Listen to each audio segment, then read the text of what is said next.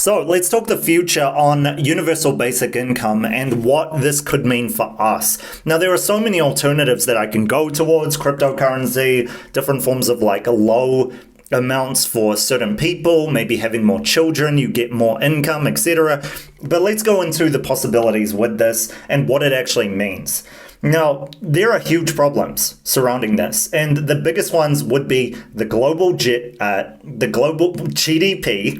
and the debt of each country as well, right? So pushing every country into 295 or so countries into consideration, or the 20,000 or so cities into consideration, is key here, because you got to understand, like, seeing it as a kind of global problem that we have in terms of debt, and the fact that every country is in debt, whether they say it or not, because remember, individuals have credit card debt, etc., that becomes a huge problem, because how do you even out the odds or make it balanced in the scale of resetting everything and taking away people's debt? Or how do you give enough to people for them to actually be able to pay off their debt?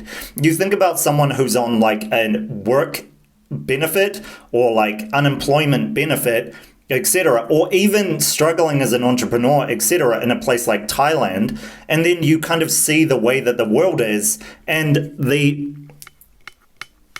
climate of inequality, etc. And it's easy to just say the 99% versus the 1%, but it's not that simple.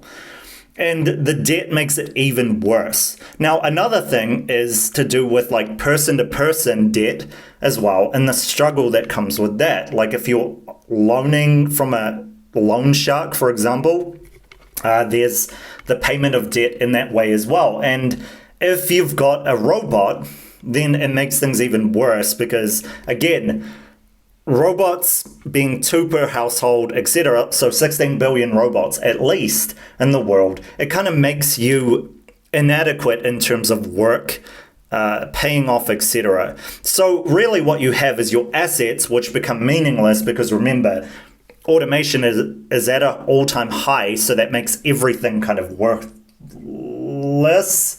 give or take your car or your house, right?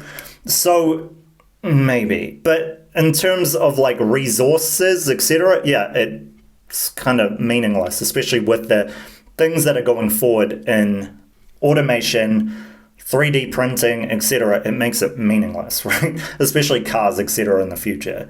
So the question is, how is our worth going to define us in the future?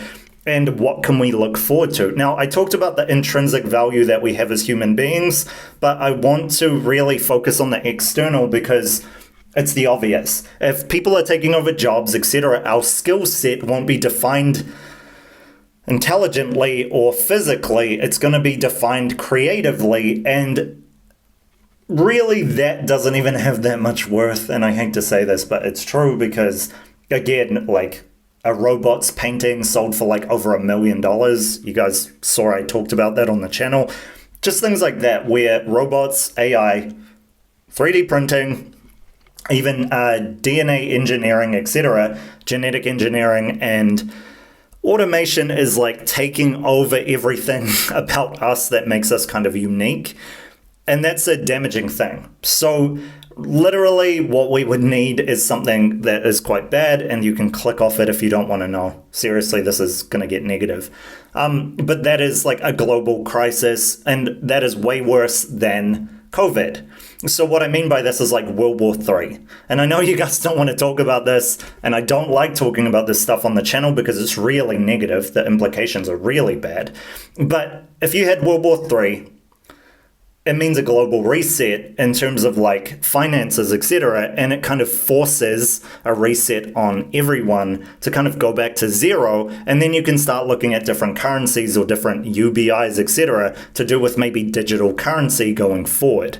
Now, this is because the obvious, a lot of places will get destroyed, a lot of people will have a lot of problems, a lot of countries will have to put out time, money, energy, effort, and resources into what would now be robotics and drones and everything in between to try to get the resources to absolutely take over. There'll be a new power shift and all kinds of bad things.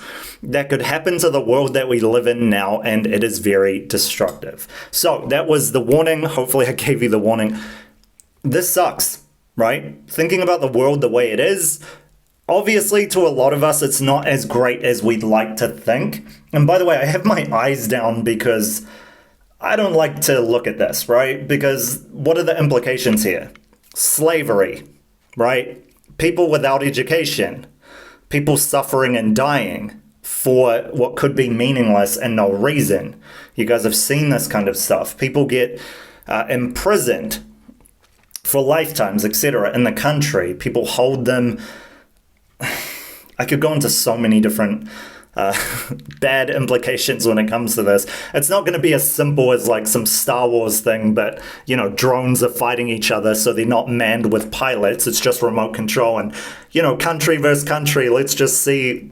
It's not going to be like that, okay? It's going to be enhanced people, enhanced machines, enhancements attacking each other, missiles firing, etc. You guys know the drift, right? It's really bad. So this is the implication of a global reset and what it actually means. It would be great to look at it peacefully and think that there could be like a peaceful option, but it would take decades. Honestly, like just trying to be democratic about this stuff or just trying to be fair when it comes country to country. There are so many rules, so many things to go into per country. Even just with 295, literally you would be taking decades to try to create something that would be fair to actually, process. So even with AI, this is really not possible. And a diplomatic solution is very unlikely when it comes to something like this. So anyway, that is what I want to leave you guys with. I wish I had a solution to this problem. There is no real solution to this problem in terms of fairness and like justice, etc., for what the implications are of resetting. If we are to continue the way we're going, it's obvious. The global crisis is just going to continue, right?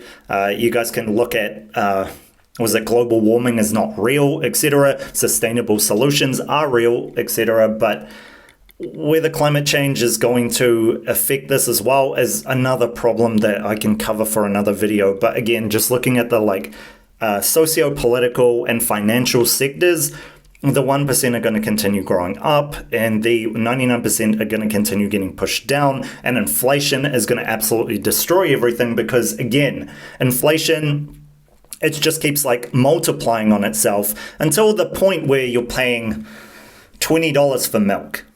Right? This is where we're headed.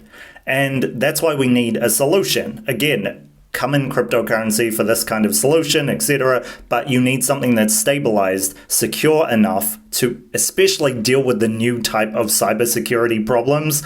And you need something that is literally going towards the future of what people are using, making it mainstream, safe, usable, etc.